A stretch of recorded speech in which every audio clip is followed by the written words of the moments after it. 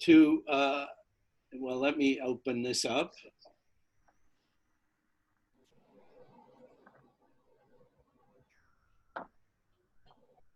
Now I'm using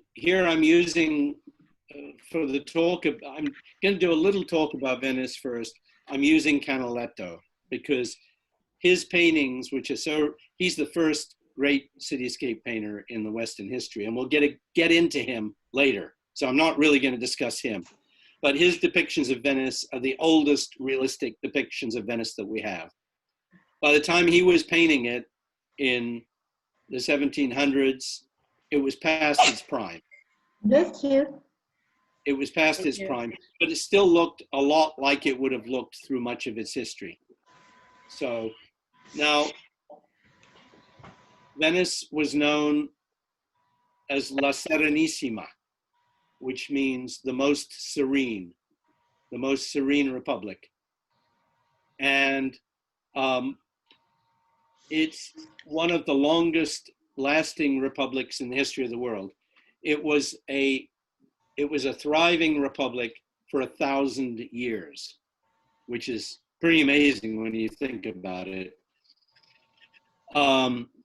It was first founded by Roman refugees, well, the Romans who lived around the lagoon, who were known as the Veneti, but they were part of the Roman Empire. When they started to flee the coastline, when the barbarians started to invade Italy, and they fled to these mudflats in the middle of the lagoon, and they started building there. And from about the late 400s to the early 600s, they kept building there until they actually had a thriving city that was protected from the mainland barbaric culture. And the mainland, the barbarians had taken over. A lot of the culture collapsed there.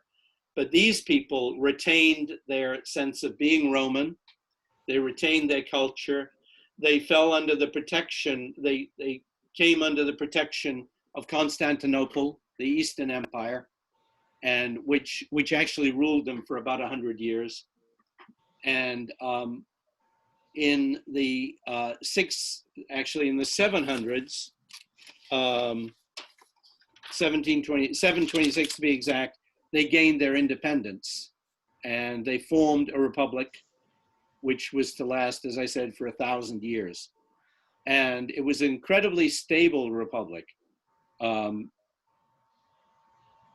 It was those who had a vote were the ruling families, but there were an enormous number of ruling families.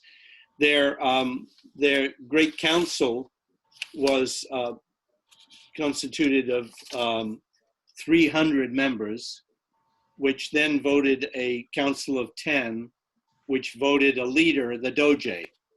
But the Doge, which is actually derived from Duke, was a largely ceremonial position. If he got too out of hand, they would force him out of office. In some cases, they would actually kill him. They inherited the Roman tradition of having a very, very powerful navy, which the Romans had actually stolen from the Carthaginians, the whole method. The Carthaginians invented mass production of warships, 600 BC. And the Romans continued that, and the Venetians took it from, well, they were Romans themselves. They continued that tradition.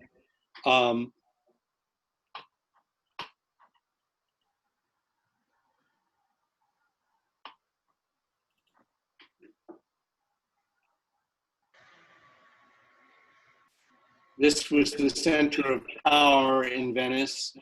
This is St. Mark's, and of course the famous bell tower. Behind it is the Ducal Palace, the Palace of the Doge. And in about 800, some Venetians raided Constantinople and stole the body of St. Mark. which they took back to Venice. And this, in the mindset of that period, this established them as a very important place because they had an important saint. And they built this cathedral for St. Mark. Someone has something on that I can hear. I don't know.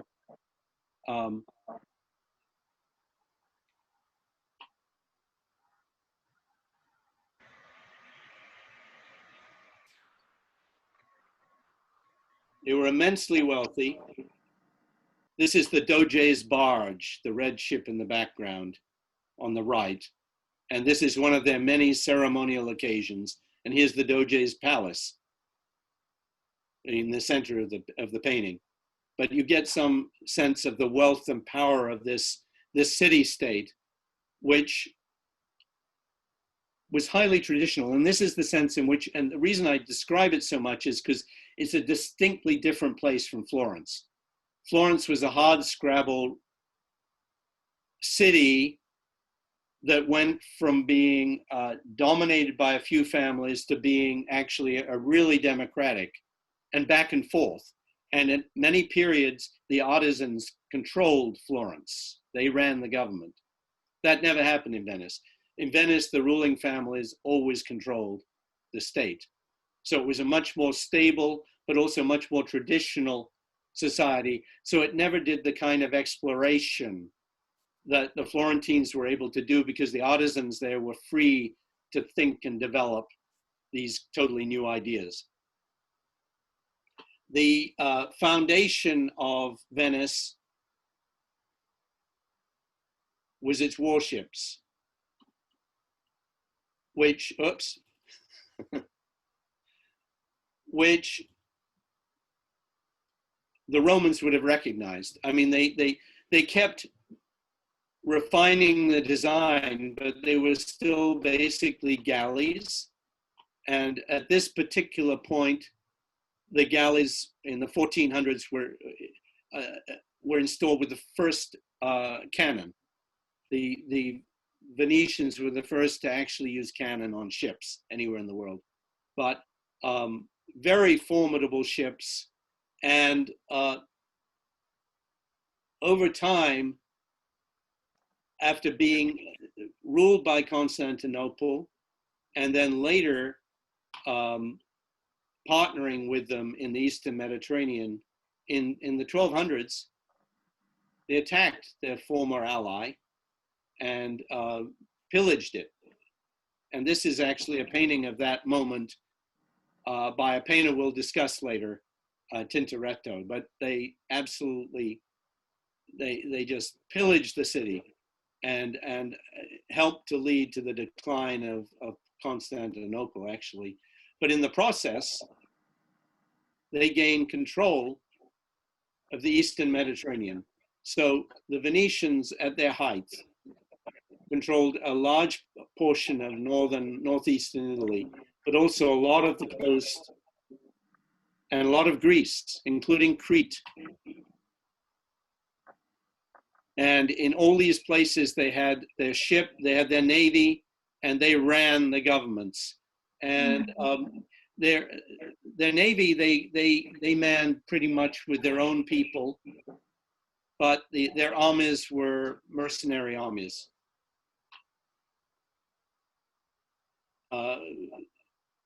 They were very clever and ruthless.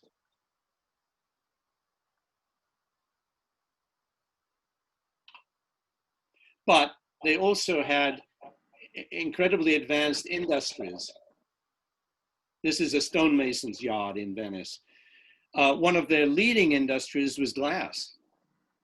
They knew how to produce incredibly beautiful things in glass that no one else knew how to do.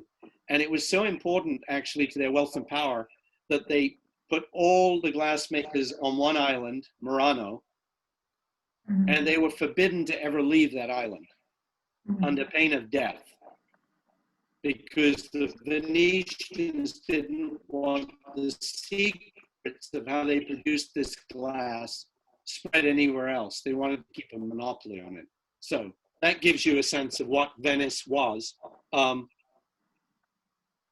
And now we're going to begin talking about Venetian art by going back to an image we looked at last week, or the week before last, by an artist who is not Venetian. He was from, in fact, Messina in Sicily, and Antonello da Messina. But this he painted, this, which is part of a much larger work that's missing. Does someone have a radio on, or there's some kind of talking sound that I keep hearing? Do you have your cell phone near you? Because it feels like it's feeding from your voice. Yeah, do you have an electronic device near where you're speaking? Well, I have a cell phone, but it's off, but I'm moving it away. Anyway, I don't know what's good. Anyway, Antonello, he painted this in Venice. He was there for several years, and he introduced oil painting to northern Italy, and actually it came from there to Florence, where Leonardo quickly picked it up. But the Venetians, apart from switching at that point to oil painting, were incredibly impressed by his depiction of figures and his lighting, which is why I bring him up again, because he had a major influence. And he had a huge influence on the leading painter of that time. And we're talking about a period, the same period as of Leonardo's master Verrocchio in Florence. And this is one of Giovanni Bellini's later works, where you can kind of see the influence of Antonello in the depiction and detail of the figures. Now, I'm not going to discuss Giovanni Bellini anymore because he's the foundation of the High Renaissance in Venice, but his two leading pupils are so spectacular, they deserve our full attention. The first of them is an artist we know very little about, Giorgione. Because as you can see, he died at a very young age. He was only 32 when he died of the plague. But he not only, it is my voice that's repeating, and I don't know why. I wonder, does that change when I speak over here, does it sound better? No, okay. No, I don't know what to do about it. Giorgione, apart from picking up the influence of Antonello da Messina from his master, Bellini, also in 1500, met Leonardo, and Leonardo had a profound effect on him. Leonardo was in Venice for his first visit in 1500. This is presumed to be a self-portrait.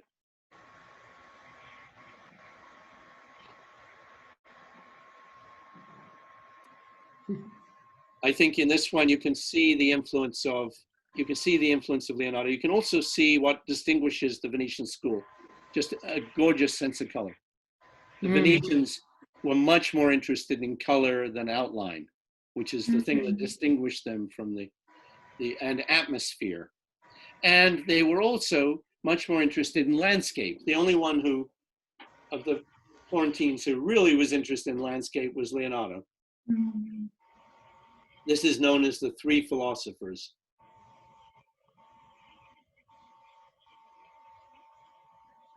This is probably his most famous painting, and it has puzzled art historians ever since, because no one can figure out what the subject is in this painting.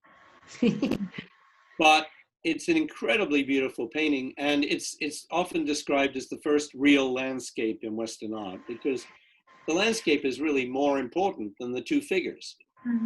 So the figures are beautifully depicted, and this woman this woman with her baby is really quite lovely. But what is this soldier doing here on the other side of the stream? No one knows. But this painting had a profound effect on Venetian and Western art. It's not a very big painting. Mm.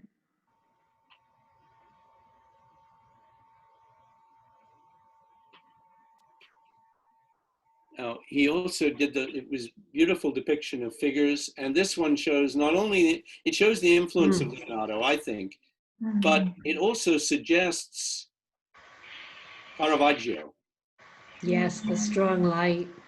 The very dramatic light and Wow. the really detailed rendering of the figures. It looks like a proto-Caravaggio. And Caravaggio he's from the North, and he would have been aware of this work. Maybe not this particular work, but this movement. His early work reflects it too. Finally, yeah, what were you going to say? I was just going to say, how is that sense of, I mean, the skin is just glowing. And it's not just highlights. There's like, almost like you can feel the energy like shining out of the cheek, the man's bald head. Like, how is that? How did they, I mean, what, is there a technique that? They were working, in early oil painting, were working a lot with glazing. Oh. So they would do the flesh tone areas wet in wet. They wouldn't go over a lot, because that way they could get very subtle blending, and that's the subtlety of the blending, which Leonardo really took to the nth degree, and they picked up on. Okay. Antonello as well, and the overall glow is through the subtlety, where you can't see where the highlight ends and then just the flesh tone begins, right? And edges of things are quite soft too, which actually makes things feel more alive, because you're not quite sure where something is. Now, this last painting of his that I'm going to show you is indeed his last painting, and it's believed it was finished by Titian. And wow. It's a gorgeous painting, but it's also, as has been remarked on by many, if it weren't such a beautiful painting, and it weren't, I mean, just brilliantly painted, it could be a pinup. It's what we're looking at is the female from the point of view of the male, the privileged male gaze. She's supposed to be Venus. And this painting by Giorgione actually inspired a whole long series of reclining nudes like this. Titian almost made it an industry. But it is a beautiful painting. The other thing that's kind of interesting, I think, about this painting is the clarity of the fabric in the foreground, which is so much sharper and more modeled than anything else in the painting. So it pops way forward. And I think it contributes slightly to the dreaminess of the figure. But he had a rival in Bellini's studio, which was Titian. This is, of course, Titian much later, a self-portrait. Titian lived a long life, like many of these artists in this period. And he was an incredibly versatile artist, one of the most versatile in history, almost as versatile as Rubens. I have to say that I don't always like his paintings, but he's a genius. This is in the tradition of Giorgione and Giorgione's figures. This is actually Judith and Holofernes, but unlike the way the Florentines would have depicted it, there's no sense of violence here. And look how beautiful she is.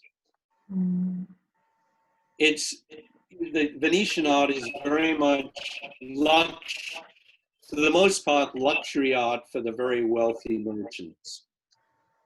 But it's an incredibly beautiful piece of painting. And a very, very restricted palette, if you look at it. It's almost all earth tones, just a hint of blue. And maybe a hint of green.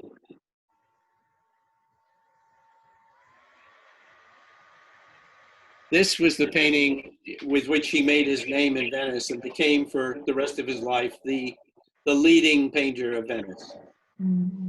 It's a huge painting. And it wasn't that much liked when it was painted because it was kind of radical in these two different spaces, the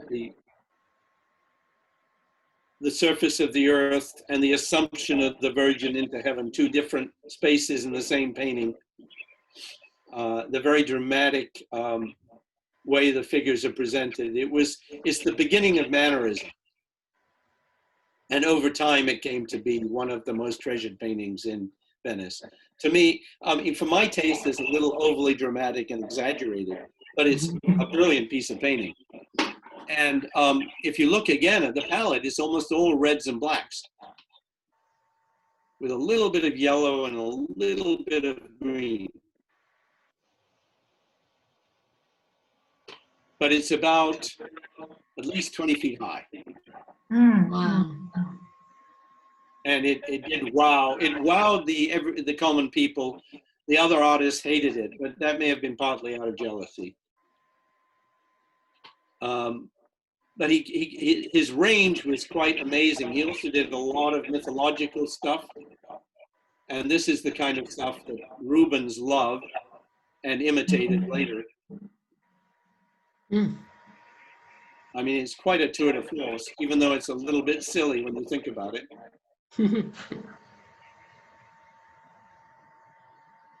And you can see what's happening in his work is the brushwork is becoming looser. And it will continue to become looser. By the end of his life, it was said he painted with his fingers, not with brushes.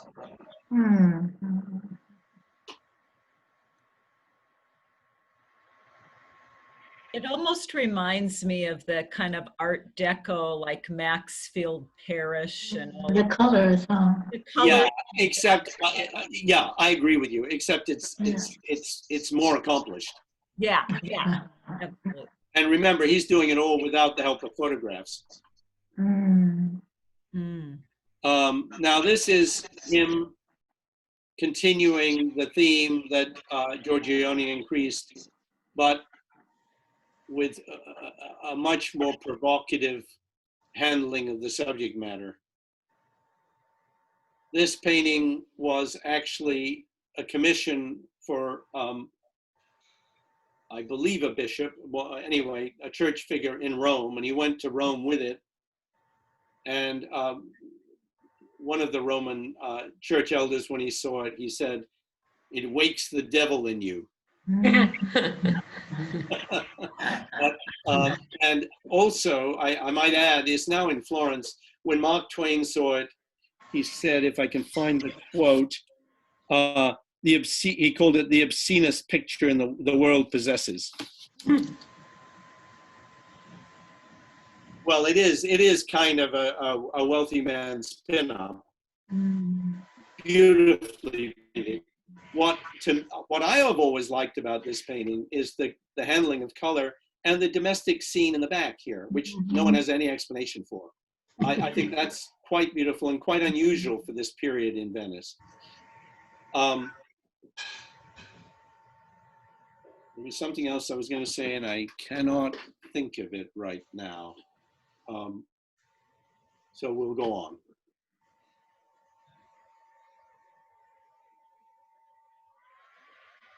So, oops, sorry. So while he was in Rome, he got to know Pope Paul III. This was the Pope who initiated the Counter-Reformation he called at the Council of Trent in 1545. Very cunning man. And he was trying to reform the church and defend it against the Reformation. These are two of his grandsons, because, as you know, popes in those days, along with most of the clergy, weren't exactly celibate. Some things never change. Some things never change. Yes. In fact, it's been, I've read there was something like 30,000 prostitutes in Rome who were mainly visited by the church. And meanwhile, in Venice, some of the nunneries were actually houses of prostitution. I mean, the level, and this is one of the things that actually this Pope was trying to clean up. And it was during his period that Michelangelo's Last Judgment had the figures, the genital areas painted over by another artist, much to Michelangelo's annoyance, because Michelangelo was still around, painting the private chambers of this Pope, actually, at the time. While Titian was in Rome, he met Michelangelo, and they had a famous argument in which Michelangelo said, "Your work's pretty good, but your drawing isn't very good. Line is the basis of painting."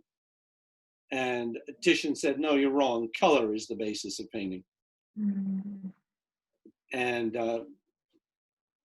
they never agreed on that. But this is, I think,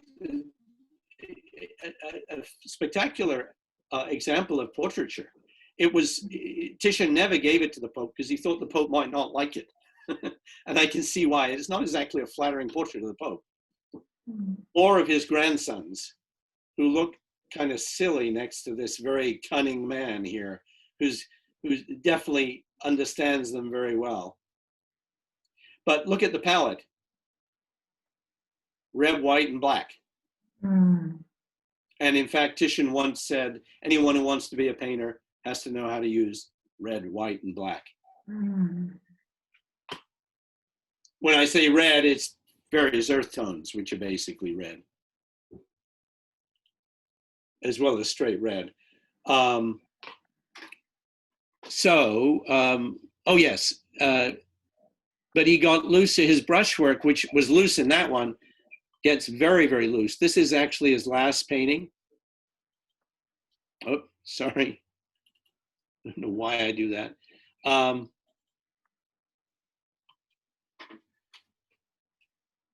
It's a Pietà, very melancholy, very powerful, in my opinion, very different from a lot of his work. And he's probably meditating on his mortality at this point, because he was in either his 90s or his 100s. This is the dispute over his birth date when he did this painting. But look how loose the brushwork is. And also it's lost a lot of that sensuous color. So the color is still really interesting.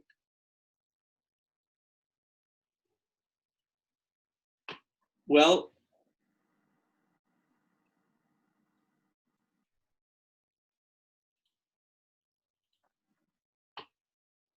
a young artist, very ambitious artist, came to work in Titian's studio, Tintoretto. After a few weeks, Titian threw him out. And from that point on, Tintoretto taught himself. Titian, for the entire time he lived, criticized Tintoretto. Tintoretto continued for his whole life to admire Titian, but what he wanted to do was combine the color of Titian with the drawing of Michelangelo. That was his ambition. Incredibly ambitious man, known as Il Furioso, the furious one, because he worked so hard and so fast. And because he didn't have another established artist to help him break into the market, he used cunning. And one of the things he would do is he'd do these incredibly ambitious works and just give them to institutions. And eventually the institutions took him on.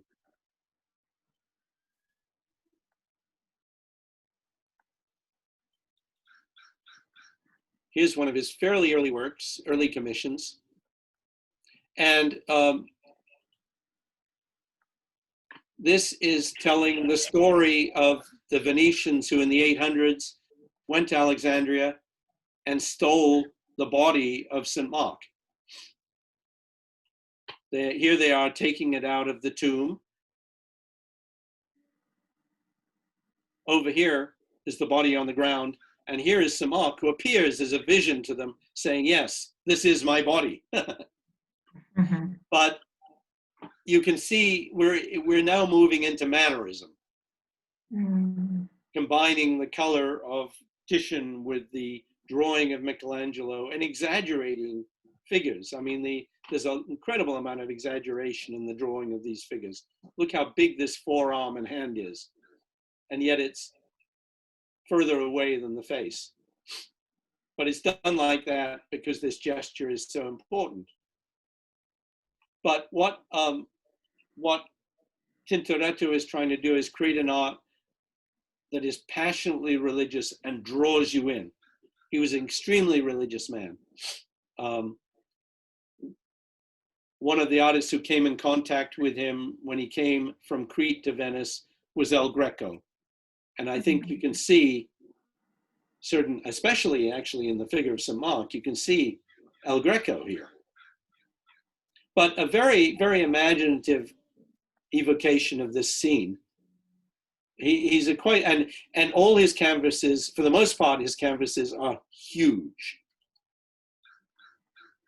This is continuing the story of St. Mark, the carrying of his body into Venice.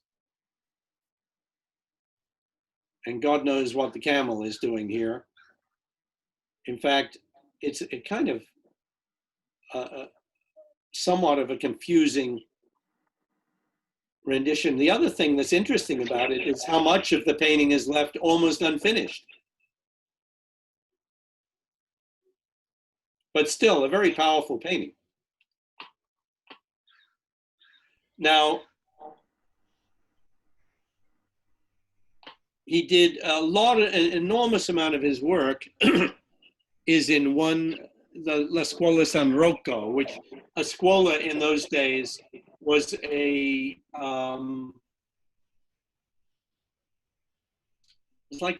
was an association where people helped each other with business. And the Scuola di San Rocco sought an artist to paint, to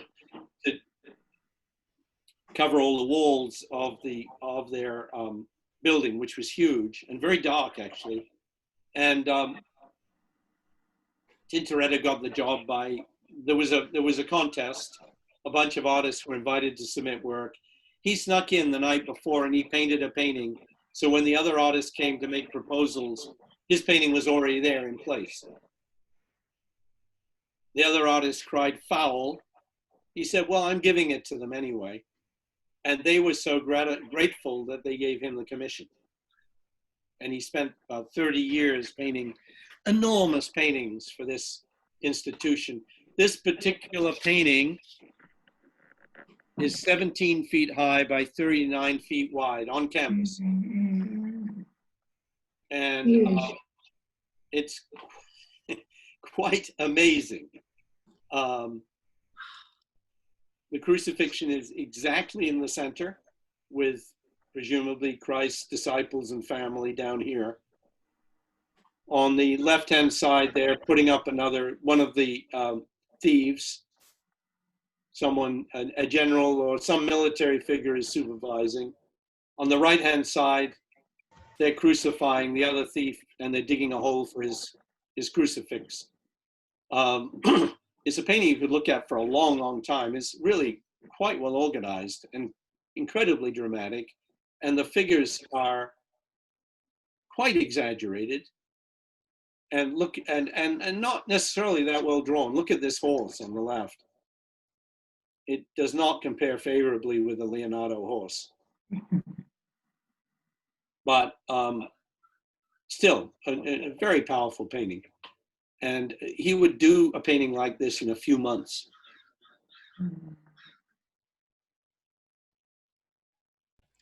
Julie, you thought your canvas was big. Yeah, right. Well, one of his, the last painting I'm going to show you is one of his very last paintings. And it's a Last Supper. Oops, sorry. Excuse me. It's the Last Supper. And the Inquisition, which never gained absolute power in Venice, it was present in Venice, but it could never actually jail or practice the Inquisition there.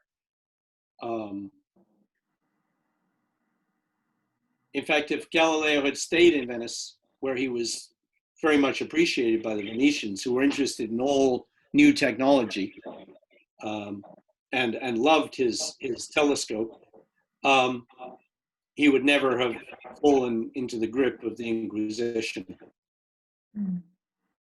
But the Inquisition was present, and they criticized painting because the Last Supper isn't in the foreground, it's in the middle ground, and these servants occupy the foreground, which is quite an original thing to do, and is characteristic, actually, of Mannerist and Baroque work, to do very unexpected, very unclassical things in your paintings. The lighting, too, in this, where in the heck is the light coming from in this painting? It's very hard to tell. Also, the angels are fascinating. I actually, these are my favorite Renaissance angels, because normally they're painted very lifelike, and they're just kind of floating up there, and you figure, how did they get there? But these angels are sort of coming out of the smoke from the lantern here, manifesting, and really a very wonderful concept. This painting, wait a minute, oh, it's 18 feet wide and 12 feet high, and it's in the church of San Giorgio Maggiore in Venice, which is on an island. It's on the end of the Giudecca. It's worth visiting, because from there, from the bell tower there, you can get wonderful views of Venice. But also, it has this and another Tintoretto on either side of the altar. And when we visited, we were the only people in there, and there was a monk playing Bach. So it was just an incredible experience. So we've moved into Mannerism here, which the Counter-Reformation in Rome really liked, because it was very dramatic. It drew people in. They felt it would help to convince people to remain Catholics or become Catholics. What did he paint on? He painted on canvas with oil.